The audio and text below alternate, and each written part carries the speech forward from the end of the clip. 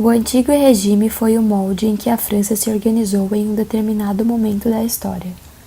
Mesmo havendo divergência de datas, a melhor compreensão de período que se obtém é no final da Idade Média, entre a Guerra dos 100 Anos, que foi a disputa entre França e Inglaterra, e a Guerra das Religiões. É necessário lembrar que essa definição do Antigo Regime que caracterizava a sociedade francesa só vai aparecer com a afirmação do regime oposto. Por essa razão, se dá a importância de fazer o caminho inverso, usando algumas constituintes que tinham como objetivo abolir alguns princípios fundamentais do Antigo Regime. Essas constituintes vão ser marcadas por 3 momentos durante a Revolução. A primeira fase, que foi de junho de 1789, após a reunião dos Estados Gerais de Versalhes, em que o rei Luís XVI convocou os representantes dos estados e aderiu à votação por estado, desfavorecendo o terceiro grupo, que resultou na denominação de uma Assembleia Nacional, onde se fixou a Constituição e passou a definir os impostos reais como ilegais. Porque no Antigo Regime o povo arcava com os impostos altíssimos e o clero e a nobreza eram isentos dessas taxas. Mas esses impostos acabavam sendo consentidos por razão do Estado. Outro apontamento que deve ser feito é que o Antigo Regime não está estritamente ligado às monarquias, porque, como já foi dito, mesmo após o seu fim, as monarquias continuam, mas elas têm total ligação com o governo absolutista, que concentrava nas mãos do rei todo o poder. A segunda fase são os decretos do dia 4 e 11 de agosto de 1789, em que a Assembleia Constituinte vai destruir alguns resquícios do feudalismo que eram tão presentes no Antigo Regime, como o sistema de privilégios, a hereditariedade de cargos e as desigualdades de nascimento, que geravam uma sociedade sem mobilidade. Mas é importante ressaltar que nesse período não foi contestado nem o poder do rei, muito menos da igreja, que eram tão absolutos, mas as críticas eram muito mais direcionadas à nobreza. A terceira fase é o preâmbulo da Constituição de 14 de setembro de 1791,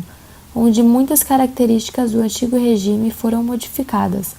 mas uma quantidade substancial ainda prevaleceu, como o Antigo Regime, o regime ligado à igreja, o respeito à propriedade e a continuidade da monarquia como forma de governo. Algumas dessas relações apenas foram substituídas por ligações de homem para homem, o que acaba gerando uma confusão, porque por mais que houve sim o fim do Antigo Regime, muitas das suas características vão prevalecer por muito tempo, inclusive esse fenômeno de continuidade dos resquícios do Antigo Regime. E essa obra se chama Declaração dos Direitos do Homem e do Cidadão. É um documento criado na Revolução Francesa que define os direitos individuais e coletivos como universais. É importante ressaltar que a definição de Constituição que se tinha naquela época era diferente da concepção que se tem hoje e que, por si só, essas constituintes não podem contemplar toda a definição de Antigo Regime se não forem mencionadas uma série de acontecimentos no período de 1750 até 1850, que contribuem para defini-lo como fundação do serviço militar, aceleração dos transportes, industrialização, instituição e propagação de uma rede bancária, culminância do Código Napoleônico e uma unificação jurídica e administrativa. Algumas teses dualistas que contrapõem o Estado e a sociedade também são de extrema importância dentro do Antigo Regime,